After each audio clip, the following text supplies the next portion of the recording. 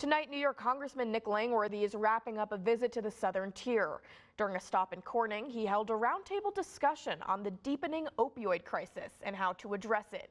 Our ET News reporter Nick Dubina was there and joins us with more details.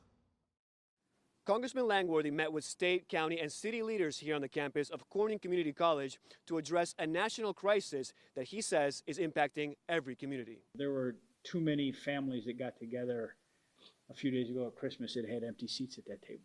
New York Congressman Nick Langworthy held a roundtable discussion with people on the front lines of the fight against fentanyl. They included law enforcement, emergency services, and health officials. The CDC says fentanyl is a synthetic opioid that is so powerful, even a nearly invisible amount can be deadly. Just a few milligrams, which can fit in the ear of Lincoln on a penny, can be a lethal dose. Illicit fentanyl poisonings are now the #1 cause of death among adults 18 to 49, more than COVID-19, cancer, heart disease, and car accidents. Police say fentanyl is often mixed into other drugs. A person may not know they are about to take a potentially lethal dose. And now what we're starting to see, at least in the city of Corning, is a lot of these overdoses, when the autopsies come back, it's fentanyl. That's what's killing them. That's what we're seeing.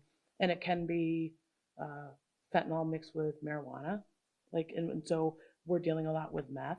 And it's unfortunate, and as great as Narcan is, because it is, I've saved many lives, just me, with Narcan. But the problem with fentanyl is that it's happening so quickly that we're not getting there for the Narcan as much as we are getting there for the unattended death. We in law enforcement here in New York, as you know, we get the double whammy from fentanyl.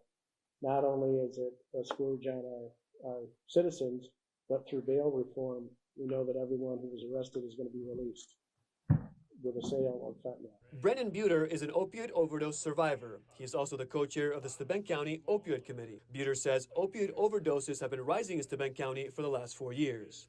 This year, he says there have been 344 reported overdoses with 14 fatalities. We're seeing an increase in addiction with a decrease in treatment. Some of us are still looking at it as a moral deficiency, right? And addiction is not that. Addiction is a bigger issue. It's a combination of mental health and people trying to avoid the feeling situations, right? Because I'm sure a lot of people that have that view of addiction, right, that it's a moral deficiency, that it's a choice, right? Very much, I agree in the beginning, it's a choice first, right? But how many of us experimented when we were younger, right? And that addiction's bigger than that. We need to start looking at it in that way. Changing that stigma has to happen along with all the other things, because if you don't change the stigma, people are going, oh, they're an addict.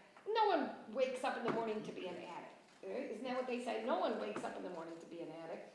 It happens, and we've got to be able to take care of them. Congressman Langworthy says most of the illegal fentanyl flowing into the U.S. is made in China.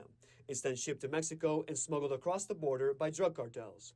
In addition to strengthening the border, Mr. Langworthy is urging Congress to pass the Halt Fentanyl Act, which passed the House in May. What this would do is take the temporary classification of fentanyl and fentanyl-related substances and make them permanently a Schedule I narcotic. That will help our law enforcement officers to do the job, to get what they need, to not have any of this lapse so that they can't enforce the federal laws as they exist. I would like to see lowering the thresholds of fentanyl-related substances so that federal law enforcement can federalize some of these cases, and you could hold the drug dealers on bail, because you could do that at the federal level where you can't do it at the state level.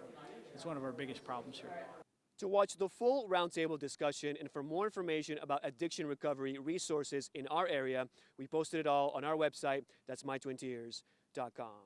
At Corning Community College, I'm Nick Dubina, 18 News.